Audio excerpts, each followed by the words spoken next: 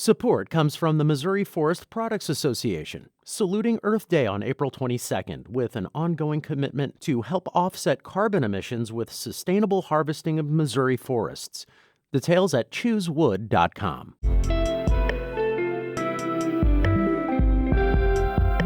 From the St. Louis Public Radio Newsroom, this is The Gateway. It's Wednesday, April 17th. I'm Jonathan Ahl.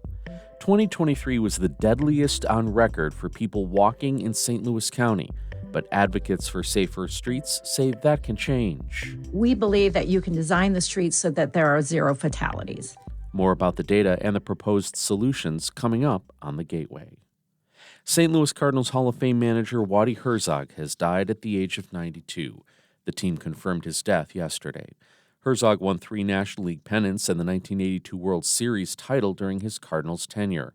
He also managed the Kansas City Royals to 3 division titles in the 1970s. Herzog talked about what it meant to be elected to the Baseball Hall of Fame during his induction speech in 2010. Being elected to the National Baseball Hall of Fame in Cooperstown, New York, is like going to heaven before you die. Thank you very much. Herzog was a native of New Athens, Illinois, in St. Clair County, about 30 miles southeast of Busch Stadium. Missouri candidates for Congress are stocking up for August primaries that will likely prove to be decisive. St. Louis Public Radio's Jason Rosenbaum breaks down the numbers. In Missouri's St. Louis-based 1st District, St. Louis County Prosecutor Wesley Bell took in about $960,000 compared to about $677,000 for incumbent Cori Bush. Bell has more than $1 million in the bank to try and unseat Bush, who has more than $528,000 of cash on hand. Whoever wins the Democratic primary in August will likely win in November, since the 1st District is heavily Democratic. In the strongly GOP-leaning 3rd District, former State Senator Bob Onder loaned himself $500,000 and has close to $700,000 in the bank. Former State Senator Kurt Schaefer took in more than $100,000 during the April fundraising quarter. I'm Jason Rosenbaum, St. Louis Public Radio. Dozens of advocates from Moms Demand Action and One Aim Illinois gathered outside of the Illinois Capitol yesterday to support bills they say will help reduce gun violence. Capital News Illinois reports one of the bills would require police to remove firearms from a home when a judge grants an order of protection for victims of domestic violence under the state's firearms remedy law.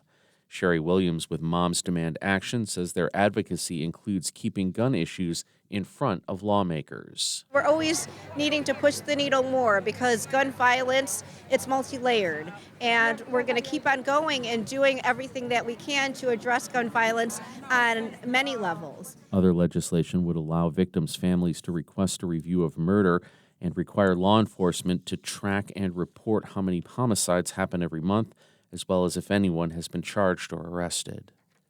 Kids at a preschool in University City will soon have more opportunities to play and learn outside. St. Louis Public Radio's Lucretia Wembley has more. Recent research funded by PNC Bank reveals that 49% of U.S. children ages 3 to 5 are playing outside less than once a day. PNC is providing $75,000 in a partnership between the Missouri Botanical Garden and the Julia Goldstein Early Childhood Education Center to create an outdoor play space. Sharonica Harden-Bartley, superintendent of the School District of University City, stands next to a few of the students at the Botanical Garden. It's about bringing joy to learning and joy to Julia Goldstein, and this partnership and the funding is making that possible. The money will also be used for supplies like rain boots and gardening tools. I'm Lucretia Wembley, St. Louis Public Radio.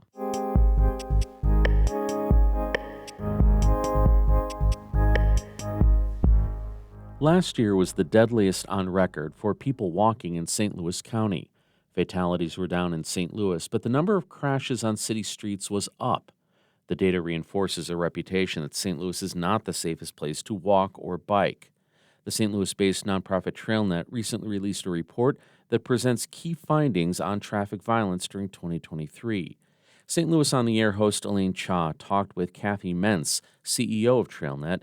She says there are signs of optimism in the report. St. Louis really can be a bike-friendly city. We have the streets, the grid network, the ability to connect people quite well.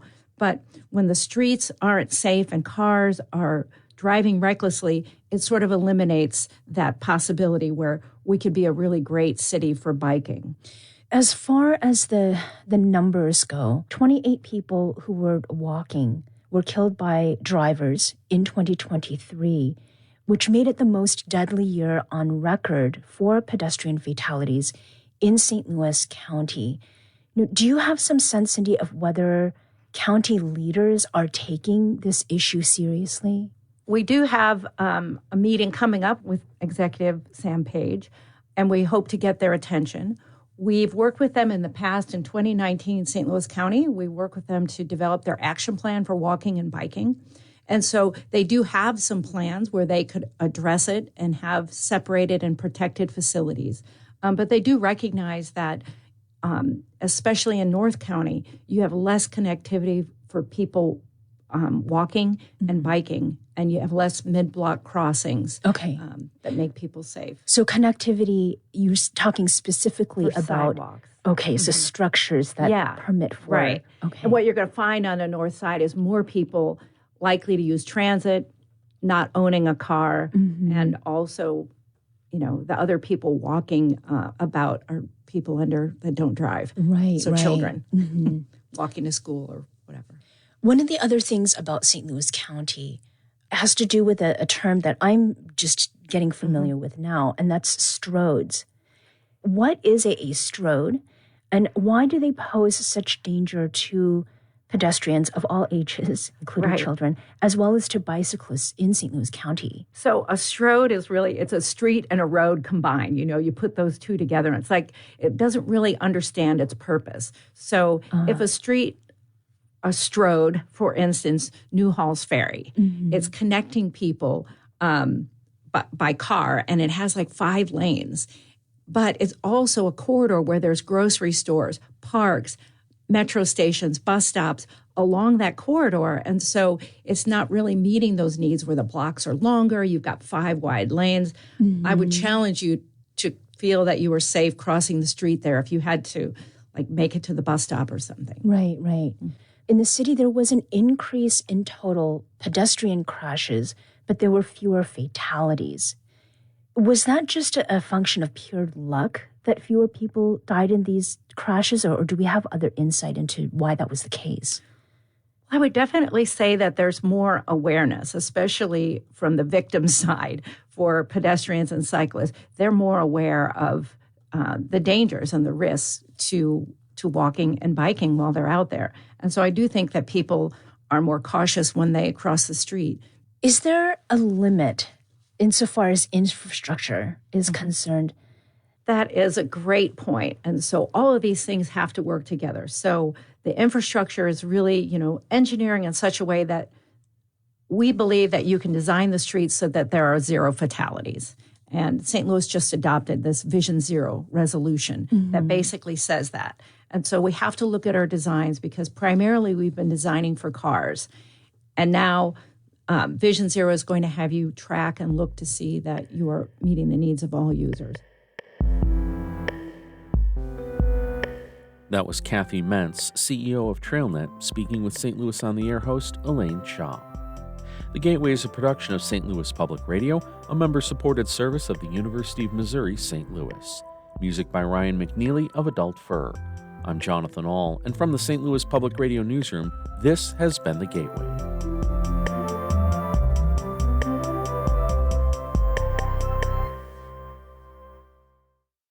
Support comes from the Missouri Forest Products Association, saluting Earth Day on April 22nd with an ongoing commitment to help offset carbon emissions with sustainable harvesting of Missouri forests.